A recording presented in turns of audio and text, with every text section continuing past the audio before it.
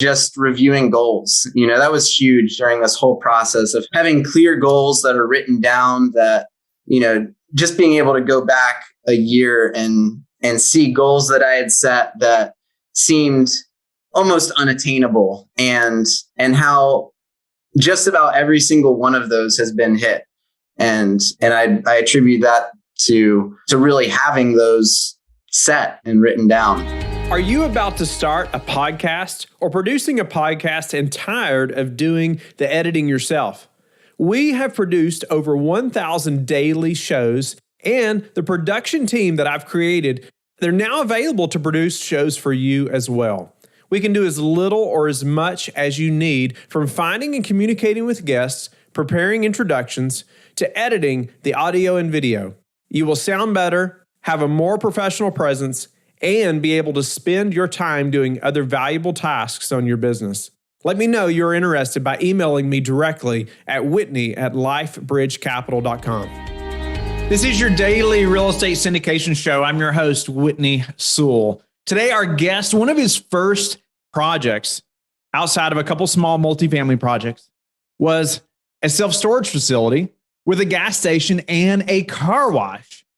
And not only that, this project had lots of hair on it. And I mean, it had some issues that I think most people would not typically anyway tackle for one of their first projects. But Andrew Leedom, he saw an opportunity. He noticed issues at this project and he didn't back away from it. This deal had been on the market on LoopNet for a long time, and he's made it work. And you're going to get to hear about that project today. Not only that, but you're going to hear how he was in a position for many years and worked very hard to get there, but still decided to leave and go into real estate full time. And you're going to hear why he did that and how he's done that. But also this project of his, you're going to learn many things today. I mean, he had to retrade. He through due diligence, he learned many things that I think is going to be beneficial for you as you are looking at going through due diligence on a project, but also the closing table. Many challenges also happen there that you're going to learn from. Even managing remotely, we go into. So learn from Andrew today, and a little more about Andrew. Husband, father of four from Southeast Virginia. He has a master's degree in civil engineering and practiced as a structural engineer for 12 years before stepping away from engineering to focus on commercial real estate full time. He began investing in residential multifamily in 2015, and now has transitioned to acquiring self-storage properties. So I know you are going to learn a lot from Andrew today. Andrew, welcome to the show. I'm honored to have you on. You and I have known each other for a couple years now, maybe, and I've seen your progression into where you are now, and I think it's going to be very encouraging to the listeners. Many of them are where you were, a couple years ago, also, and are debating having those same thoughts, right? Or limiting beliefs around making this leap into real estate. And you're doing some big stuff. So I'm looking forward to the conversation. Tell the listeners, though, a little bit about that backstory, and because I think it's going to be helpful to them.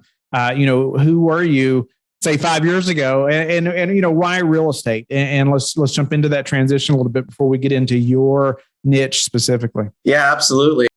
I've been an engineer for 12 years now, graduated with my bachelor's in mechanical engineering and master's in structural engineering, worked designing buildings, waterfront structures, things like that for 12 years. And along the way, found myself in doing real estate on the side. And that actually came about back in 2015 when we had started a 529 plan for my daughter in 2011 when she was born. And after a couple of years of that, realized that was not going to do what we were hoping it to accomplish. And so I started looking at other things and talking to some friends who were doing some real estate things, some flipping, rentals, and found Bigger Pockets and a lot of the other, podcasts and books, and just really dug in. And after several months of looking, ended up purchasing my first duplex in 2016. And purchased several other residential multifamily units along the way. And then at some point, I saw that was going to take a long time to get to where I wanted to go. And that's that's really what led me to the commercial space. Just the amount of leverage that you have on your time and your resources and what you can do in the commercial space is just unmatched in anything else that I've seen. So I started with just being a passive investor in some multifamily apartments, and then made the decision that I wanted to shift into commercial real estate myself, and took some time and evaluated between multifamily, self-storage, and mobile home parks, and ended up on self-storage. And now I've got 2 self-storage facilities and looking to grow more. And excited for where that path is leading. That's awesome. 12 years as an engineer, that didn't come just overnight, right? And I say that often because, I interview folks who, they spent lots of time, lots of money invested in the education and then getting that career path kind of ironed out, right? And what you had dreamed of at that time. And so it's a lot to say, hey, I'm just cutting this off. I'm going to take a different path now completely. How did you, what did that look like? Did you have limiting beliefs? Did you think, I don't know if this is going to work? Or was it just like, nope, this is easy. I'm just going to go hammer this out, make this happen. I would imagine it wasn't that way, but shed some light there on that situation, because that's a hard step, right? For all of us at some point, typically. Yes, absolutely. No, I've never been the natural entrepreneur or stepping outside the box. It's been go to school, get a good job, work hard. And so, engineering made sense. And it really came down to just evaluating my life. And, I've got 4 kids, and just the demand on that part of my life was just growing. And the higher I got in the field, the more the demands are. And so I wanted to produce that would allow me to be more available to my family, to be a better husband and father and friend, and have the ability to really mentor and help other people. But to answer your question, 2 years ago, it wouldn't have even crossed my mind to be where I'm at right now. That commercial real estate is for those guys out there, the guys doing big things. So it really came down to, a lot of people say that the first thing that happens is your why has to be big enough. And so I think that was the first step, is just having that why and having that, drive me to want to pursue this and make it happen. And, really with that, Napoleon Hill talks about that definitive purpose. And, once that was there and I was set on that goal, it was going to happen. It was just a matter of time and when and where. But how did you share that with your better half, the first time, or how did that go? When you said, what, I think I want to do this full time, or I'm going to leave engineering. Was that a massive shock, or, how did that play out? No, my wife Karen is so supportive of me and has been my biggest cheerleader along the way. When I first started talking to her, I came home and we had a conversation one evening, and I said, I want to do whatever it takes to make this commercial real estate thing work. And she was 100% behind me. And, along the ways, talked to the kids about, just the sacrifices that it's going to take, trying to pursue this while working a full-time job. And she had more confidence in my ability to make it happen than I did. That's so a great place to be in. No, that shows you have a great bride there or you're blessed to say. Yes, I am. That's awesome. Well, and it doesn't always go that way, right? And sometimes it's a matter of educating the spouse, in a way that, hey, they can also get behind this vision or this dream that you have. And so they can see the possibilities like, you're seeing. And so yes. I just encourage every listener to, and I just hope your spouse is on board. If you're married and you're fixing to pursue this, it's so important. It's so important. And so, well, let's jump in a little further, Andrew, and get to this self-storage deal. I mean, you give us a little backstory on the self-storage deal. I know that you have one that even you 1031 in. Let's talk about that. Give us some details on that deal, why you selected the deal, maybe how you found it, any challenges, and let's jump in. Yeah. First of all, the deal itself is in Roanoke, Virginia, and it's a gas station, car wash, self-storage combination. I found it on LoopNet. where they say deals go to die. And this one had been on there for 2 years. So it was, when I first saw it, it was in the very beginning of this journey. I had beginning of analyzing deals and looking for properties.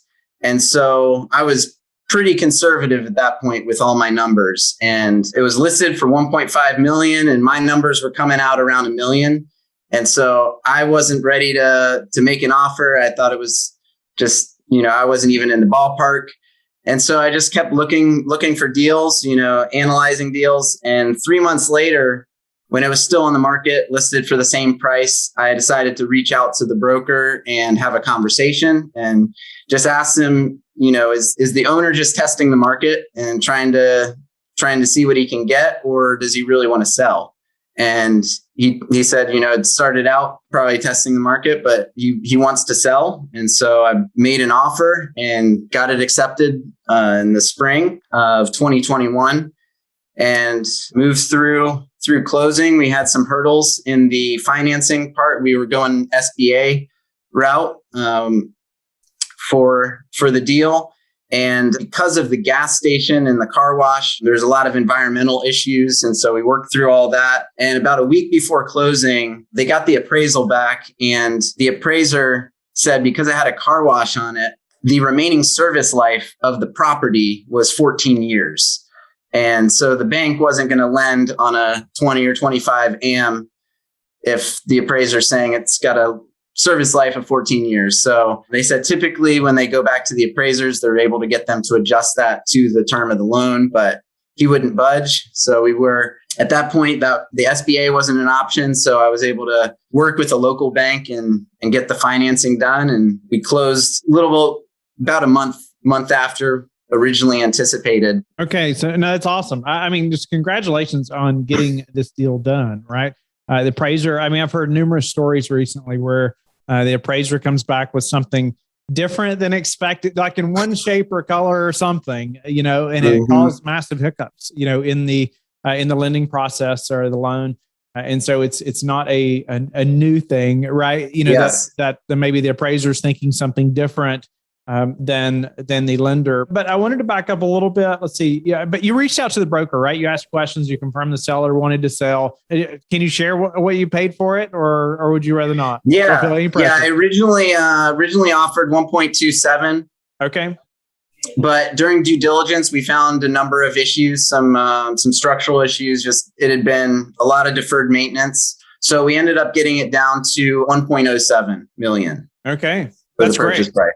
That is great. Okay. So 1.07. That's great. And even close to what you wanted to offer at first, right? The one. Yes. Yeah, exactly. So good for you. That's awesome. And so what were some of the things maybe you found during due diligence that you were able to go back and say, hey, Mr. Seller, this is the things we found that, we're going to have to readjust or renegotiate? Yeah, there were some structural issues with some of the slabs on the building. One of the back buildings is right up against a hill. And so there was some slope stability there. The back of the building had started settling.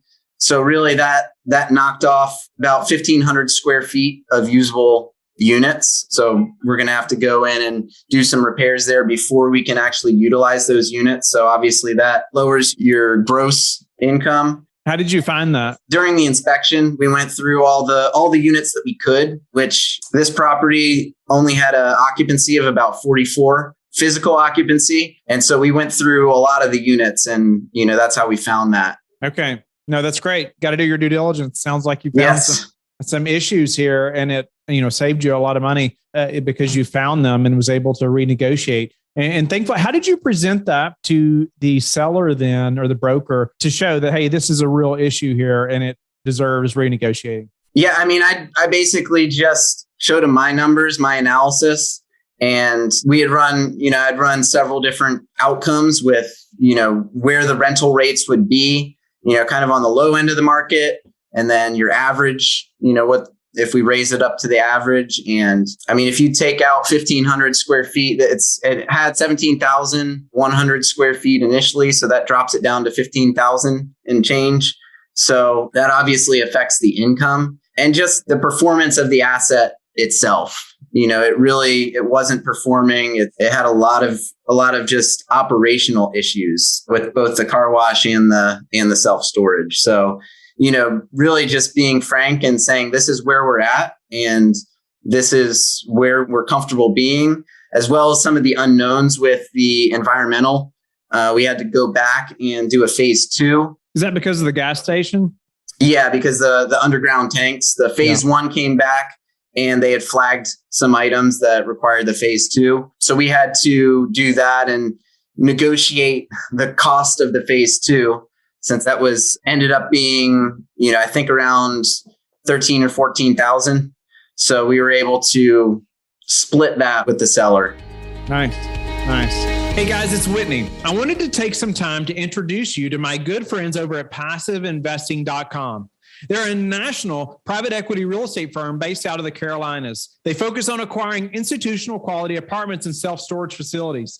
They do this with private accredited investor funds. They have a portfolio of over $700 million in assets and control over $250 million in equity from their investors. PassiveInvesting.com makes it easy for you to start investing in real estate without all the hassles. They even have an average 62% repeat investor rate in each offering they put together. They even have a real estate debt fund that offers hard money loans to local fix and flippers across the U.S., which currently has a 0% default rate. To help you learn more, they've put together a free passive investor guide that outlines the 7 red flags for passive apartment and self-storage investing. Visit PassiveInvesting.com/red flags to download the PDF now. That's PassiveInvesting.com/red flags. All right. So yeah, so many things there, right? Gas station, car wash, and storage all in one. Yeah. That's incredible. So, but tell us a little bit. I wanted to highlight also, we'll go back just a little bit because you 1031 into this deal. Is that right? I did. Yep. Give us a couple things learned or lessons learned through the 1031 process. Yeah. So first of all, I 1031 it wasn't my initial plan. Once we had it under contract and we had all the environmental stuff that was stretching it out, that was when I figured I'd throw up our triplex on the market just to see what it would get, because people are paying ridiculous prices for real estate right now. And so basically put a number that if somebody's willing to pay this, we'll sell. And so we put it on the market Friday evening and had a full price offer the next morning. So walking through that, it was the timeline worked well. We had a couple week buffer, so everything did need to fall into place pretty quickly. But we worked with a great group of the intermediaries for the 1031 exchange, got that going. And really it was, if you're working with good professionals who know what they're doing, they make the process very straightforward. The biggest thing, I think in 1031 is, when you sell and have all those timelines of 45 days to identify a property and, the 180 days to close, that, a lot of that can lead people to buying things that they otherwise wouldn't have because they've got all this money that they have to place. And so I didn't want to be in that position, but since I had it under contract, that's kind of a big reason why we went down that route and were able to get that done. That's awesome. It just shows you didn't give up either. You hit some hurdles here. 1031 is just a long process, but then also you finally get to the deal. And then I was just thinking through the appraiser and the lending. And I wanted to jump to that though. I wanted to give you a moment to talk about what happened specifically with the lender and how you overcame that issue. Yeah. So with the original lender that I was working with, we were working with Live Oak Bank, and they do the most SBA loans in the country for self-storage. They've got a whole self-storage division. So, they were great to work with. Highly recommend them if somebody's looking to do an SBA loan. Could you highlight, why would somebody want to do an SBA loan? What is that? So the SBA loan, it's a small business loan, but the advantage is the self-storage qualifies for SBA, and it allows you to get up to 90% financing. So only come up with a 10% down payment is huge. You're going to pay a little bit more on the interest rate side. There are some fees associated with SBA. Originally, when I had everything lined up for that original close date, we were trying to take advantage of the first 3 months of principal interest payments being covered by the government under the some of the CARES Act things. So, but yeah, I mean, it's a good start for somebody who doesn't necessarily have all that down payment money. And it is a long process, though. They dig into everything. And so the process with dealing with the local bank was just much more painless. And, upfront, when I initially started the process, I knew I was going to look at doing the SBA. I still met with 3 local banks in the Roanoke area, did site tours with them, just because I didn't want all my eggs in one basket. And so that came out to be a good thing in the end, because I was able to go back to all of them. They had already seen my underwriting, my business plan, and were willing to work with me months before. And so when I came back, a lot of that groundwork had been done. And I actually had another property under contract and had the loan with one of those banks. And so they had already underwritten me as an operator. And so they basically were able to say, what do you need? Well, we can close as soon as 2 weeks. And so, I mean, that was huge and very unexpected. And, working with anybody but a local bank, I doubt that could have been the case. Yeah, for sure. It sounds like your due diligence ahead of time, meeting with the different lenders, right? You had a plan or backup plan, and that paid off in a massive way. Otherwise, it would have fallen through probably, right? If you hadn't already built some kind of relationship there with some other lenders. So what about the first few months of operations now? What are some challenges and maybe some lessons learned as well? Yeah, absolutely. I think a lot of the challenges have been around just the years of mismanagement of this property. It was a hotspot for just crime and vandalism, a lot of break-ins. When we got there, all of the vacant units were open. So there were people living in units. And so that was one of the first things we did was we went in and put locks on all the vacant units. So everything was secure, cleaned out a lot of the units, just cleaned up the area in general, put in the security system. We've still had some troubles with vandalism. We had somebody 2 days after Christmas come in and take our change machine out of our car wash. And the same guy has had several break-ins to some of the units. So we're working on trying with the police to try to curb that. But the original management from the previous management had a single gate code for everyone. So it had been that way for 10 years. So anybody that's had a unit in the last 10 years could go in there. So we just recently got a cloud access system set up for the gate. So every tenant has their own gate code now. We can track who's coming and going, putting in operational access hours from 7 a.m. to 9 p.m. So we know anybody there after 9 shouldn't be. And so we can be more proactive with the local law enforcement. And then just really encouraging all of our customers to use disc locks, which are much more secure than your standard padlock, which can be cut with bolt cutters. So we've actually been giving that to our customers. Anybody that has a padlock, we offer them for free a disc lock to just keep the whole facility more secure. Awesome. Sounds like you've learned a lot. Sounds like you have been very active in putting in better management, better systems. I mean, just everything around this property. But it sounds like you saw an opportunity as well, right? I mean, you didn't shy away from all those issues. It's interesting. I mean, the property had people living in the vacant units. I mean, as sad as that is, right? I mean, for those individuals, but still, that's a big issue. You have to deal with. It is. And so how did you help them to move, or how did, I don't even know how to say, how did you take care of that problem? Fortunately for most of them, they weren't there during the day. And so we just went in one weekend and just cleared everything out, put locks on all the units. And so there wasn't any way to get back in to the units. No, that's awesome. Well, I just wondered because it's a rare problem, I think, thankfully. But what about managing remotely? I know you don't live in Roanoke where these units are. You're probably 6 or 7 hours away. Yes. And so tell us a little bit about managing or taking on a project like that that had these issues going into it, the mismanagement, the deferred maintenance, the crime, all those things, but you're that far away. How are you managing it? Yeah, absolutely. That was one of the big reasons why I got into self-storage, is the ability to manage remotely. There's several other reasons as well, but that was one of them. And just the confidence. I'm part of a mastermind group called the Storage Rebellion.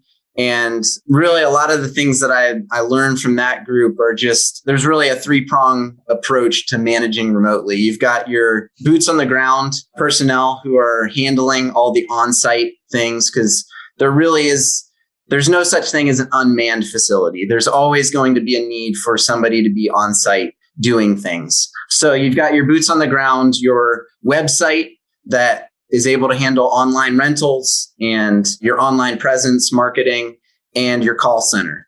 So you've got a call center that takes calls and is able to sign people up to rent new units or take payments and that. So those are the three things that really are that bolster the ability to manage remotely. That's awesome. And you also made some local connections, I think, too, right? Yes. That maybe help with maintenance and things like that. Maybe you could speak to like building those critical relationships, even, while you are in the area versus, planning to work remotely.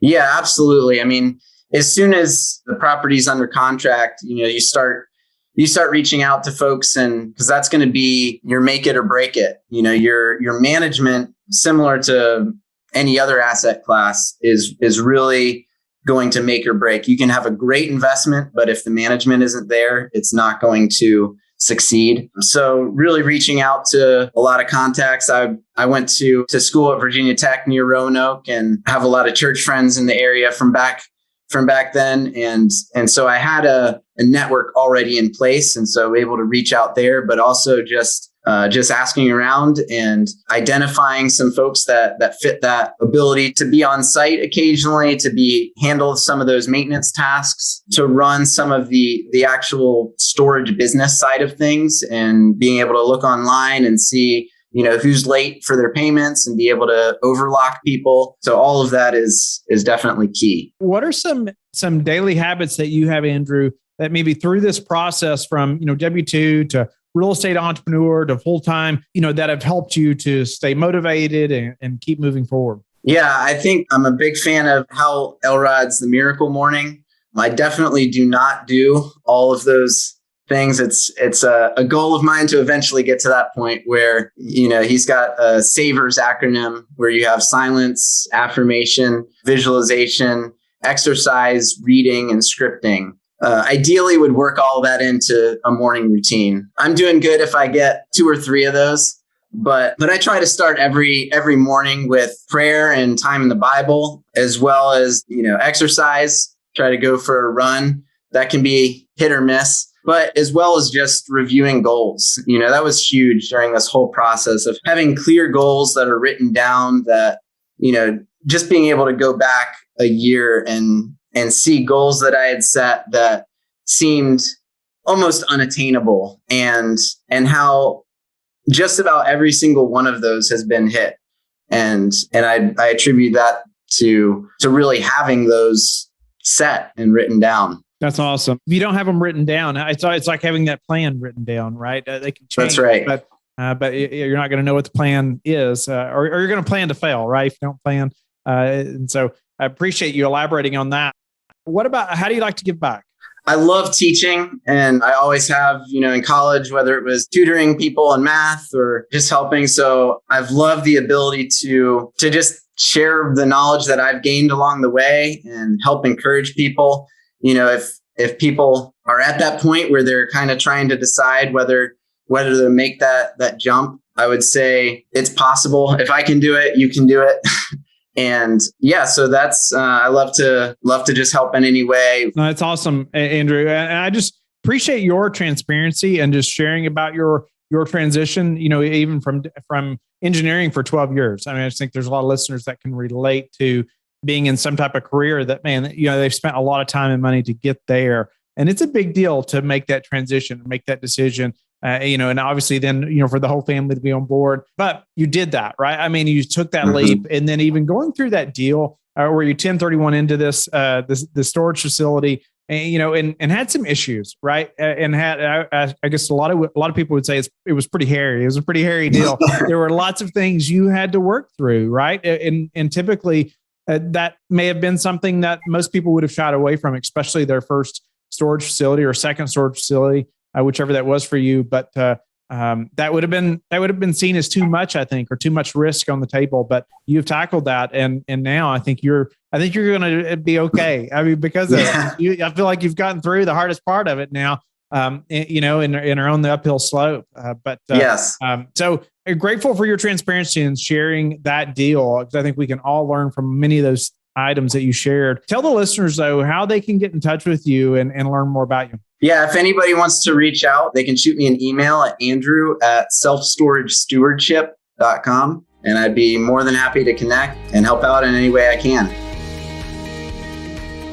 Thank you for being a loyal listener of the show. Please subscribe and share it with your friends. We want to help you become the passive investor you've always wanted to become, but also the operator you've always wanted to become. We want to be the number one resource for your real estate investing journey. But go to lifebridgecapital.com where you can start investing in real estate today.